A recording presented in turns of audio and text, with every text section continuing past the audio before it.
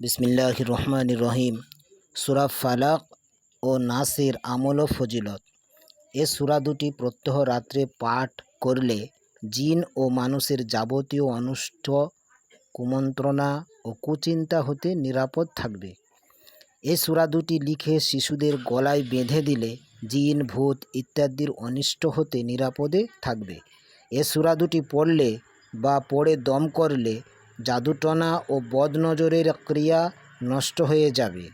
7 দিন পর্যন্ত প্রত্যহ এ সূরা দুটি 41 বার করে পাঠ করে জাদুগ্রস্ত লোককে দম করলে ইনশাআল্লাহ আরোগ্য হয়ে যাবে। নকশাগুলি হলো এই: জাদুটনা নষ্ট করার জন্য 100 বার পাঠ করবে, নকশা সাথে রাখবে এবং ধুয়ে পানি পান করবে।